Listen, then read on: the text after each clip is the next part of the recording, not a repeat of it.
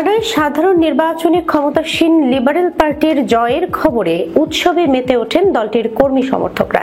স্থানীয় সময় সোমবার দিনগত রাতে কানাডার অটোয়াতে লিবারেল পার্টি নির্বাচনী সদর দপ্তর বর্ণিল আলোয় ঝলমল হয়ে ওঠে। কর্মী সমর্থকরা নেচে গেয়ে জয় উদযাপন করেন। তাদের সঙ্গে যোগ দেন নতুন প্রধানমন্ত্রী মার্ক কার্নি। তাকে গানের তালে নাচতে দেখা যায়। এ সময় দলের হুডি পরা ছিলেন কার্নি। সোশ্যাল মিডিয়ায় কার্নির নাচের ছবি প্রকাশ করেছেন অনেকে। তাতে দেখা যায় হাস্যোজ্জ্বল কার্নি আনন্দে মাতোয়ারা।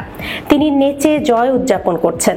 সমর্থকদের একটি দল তার চারপাশ ঘিরে উৎসাহ দিচ্ছেন। টানা চতুর্থবারের মতো কানাডার সাধারণ নির্বাচনে জয় পেয়েছে লিবারেল পার্টি। নির্বাচনে দলের জয়ের মাধ্যমে তিনি দ্বিতীয় মেয়াদে কানাডার সরকার প্রধান হতে যাচ্ছেন। ৬০ বছর বয়সী মার্ক কার্নি গত মাসে জাস্টিন ট্রুডোর স্থলাভিষিক্ত হয়ে লিবারেল পার্টির নেতা এবং প্রধানমন্ত্রী হিসেবে দায়িত্ব গ্রহণ করেন। ট্রুডো জানুয়ারিতে প্রায় এক দশক ক্ষমতায় থাকার পর জনপ্রিয়তা হারিয়ে পদত্যাগ করেন। কার্নি প্রথম ব্যক্তি যিনি আইন প্রণেতা না হয়ে বা মন্ত্রিসভার কোনো অভিজ্ঞতা ছাড়াই কানাডার প্রধানমন্ত্রী হয়েছেন। কার্নির জন্ম 1965 সালে কানাডার উত্তর পশ্চিম টেরিটরিজের ফোর্ট স্মিথে এবং তিনি আলবার্টায় বেড়ে ওঠেন।